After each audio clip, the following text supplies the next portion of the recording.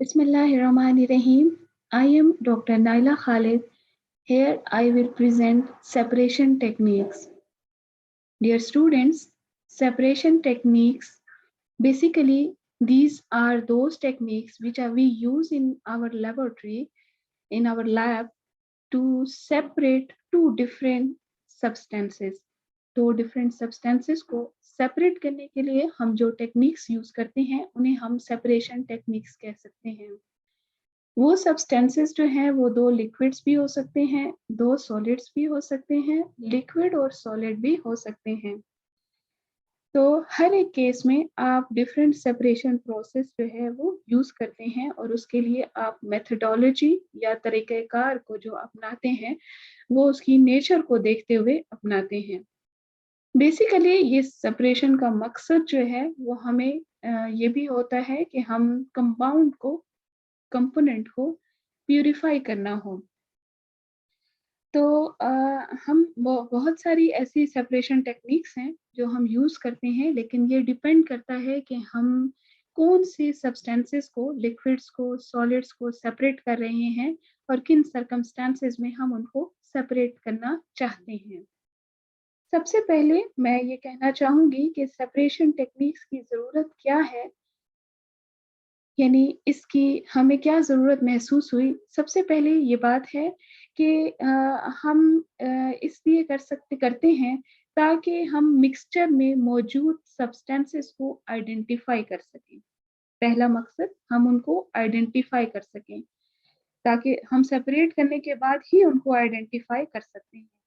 दूसरा जो important purpose है, वो ये है कि हम प्योर सब्सटेंस जो है उसमें से सेपरेट कर सकें। दूसरे अल्फाज में प्यूरिफिकेशन ऑफ सब्सटेंस हमारा दूसरा मकसद है। And the third one is that कि हम कुछ अनवांटेड मटेरियल है, कुछ इम्प्यूरिटीज़ हैं जिनको हम रिमूव कर सकें। Overall separation techniques are the purification technique. सबसे पहले ये कितनी टाइप्स की होती हैं सेपरेशन टेक्निक्स जो हैं, जैसे कि मैंने आपको पहले ही बताया है कि ये डिपेंड करता है कि आपका मिक्सचर जो है वो लिक्विड है या फिर सॉलिड और लिक्विड है। और अगर लिक्विड सेपरेशन है तो ये भी देखना होता है कि वो लिक्विड्स जो हैं आपस में किस तरह मिसिबल हैं, नहीं मिसिबल, और अगर मिसिबल हैं तो वो होमोजीनियस होगा। और होमोजीनियस के लिए हम दो टेक्निक्स यूज करते हैं, डिस्टिलेशन और क्रोमेटोग्राफी।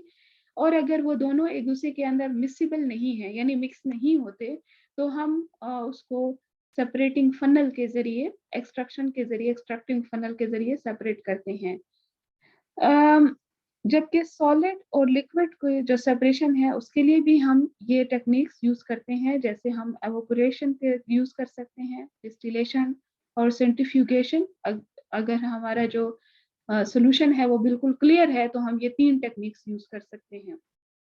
और अगर उसमें कोई सेडिमेंटेशन है, सॉलिड बिल्कुल सेपरेट नज़र आ रहा है, तो आप उसको फ़िल्ट्रेशन करके, सेडिमेंटेशन करके या फ्रैक्शनल डिस्टिलेशन करके या मैग्नेटिक सेपरेशन करके, यानी ये टेक्निक्स यूज़ करते हैं जब आपका क्लियर सॉल्यूशन ना हो। आज के इस वीडियो में मैं सिर्फ 2 टेक्निक्स को जो है एक्सप्लेन करूँगी। एक ये जो मैग्नेटिक सेपरेशन है ये उन सॉलिड मिक्सचर के लिए है जिनमें एक मैग्नेटिक सब्सटेंस होता है और एक नॉन मैग्नेटिक होता है। तो हम इनकी मैग्नेटिक सेपरेशन हम इसको कह सकते हैं। तो हम बेसिकली इसमें हम एडवांटेज ये होता है कि हम मैग्नेटिक सब्सटेंस को मैग्नेट के ज़रिए सेपरेट करते हैं। तो ये सॉलिड और सॉलिड सेपरेशन भी कह सकते हैं। इसमें दो सॉलिड्स यानी एक मिक्सचर है और उसको हम मैग्नेटिक सेपरेशन के ज़रिए सेपरेट करते हैं। ये सेटअप आप देखें। We have iron filings and sulphur. अगर इन दोनों को मिक्सचर ले लें तो iron is a magnetic substance, sulphur जो है वो नॉन मैग्नेटिक है। तो आप मैग्नेट इसके ऊपर जो है आहिस्ता-आहिस्ता बिल्कुल उसकी सरफेस से टच ना करें, बल्कि दूर-दूर से आप इसके ऊपर ऐसे राउंड फॉर्म में इसको लेते रहें, आहिस्ता-आहिस्ता मूव करते रहें, तो सारे मैग्नेट फीलिंग्स जो मैग्नेट से आयरन फिलिंग्स हैं सारे उसके साथ चिपकते जाएंगे और वो सल्फर जो है वो उससे सेपरेट हो जाएगी।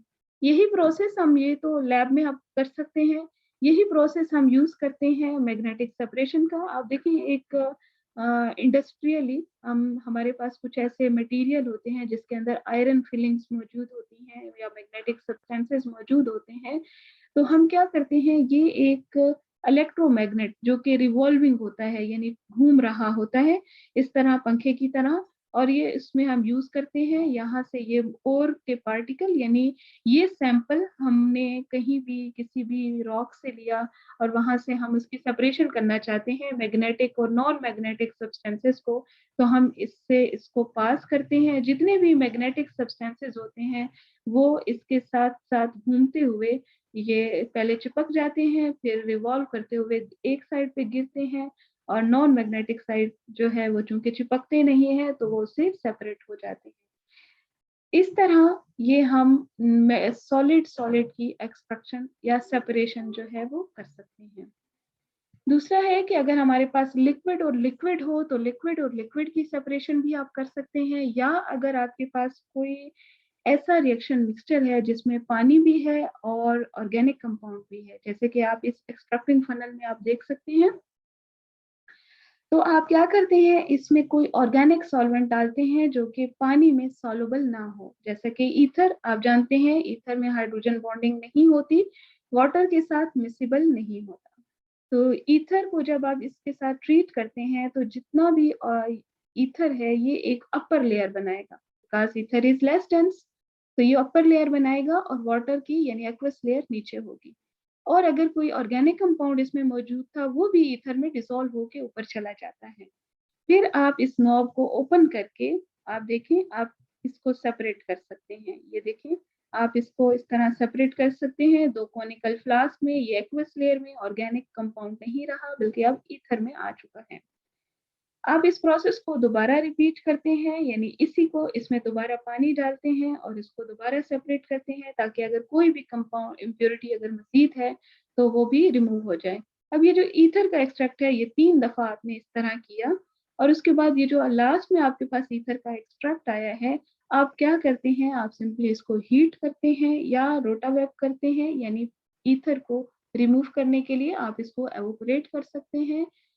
जब आप इसको थोड़ा-सा हीट करें या रूम टेम्परेचर पे भी रहने दें, क्योंकि ether is a volatile organic solvent, तो ये आहिस्ता-आहिस्ता रिमूव हो जाएगा और नीचे जो सॉलिड बचेगा वो आप इसको सेपरेट कर सकते हैं। Solvent extraction basically solvent extraction, liquid की सेपरेशन के लिए भी ये सेपरेटिंग फनल हम यूज़ कर सकते हैं, और लिक्विड सॉलिड की, जैसे कि ये सॉलिड इस एक्वस लेयर में था और हमने फिर इसको ऑर्गेनिक सॉल्वेंट के ज़रिए एक्सट्रैक्ट किया और फिर सेपरेट किया। इस तरह आप ये सॉल्वेंट एक्सट्रैक्शन को यूज़ कर सकते हैं। इसी तरह 2 इम्मिसिबल सॉल्वेंट्स जैसे कि पानी और तेल, वाटर और ऑयल जब मिक्स हो जाते हैं और जब आप उसको सेपरेटिंग फनल में डालते हैं, तो 2 डिफरेंट लेयर्स बनती हैं। ऑयल इज़ लेस डेंस, तो ये अपर लेयर बनाएगा और वाटर जो है वो लोअर लेयर बनाएगा और आप इस तरह सेपरेट कर सकते हैं बहुत ईज़ी वे से। This is the end of the lecture.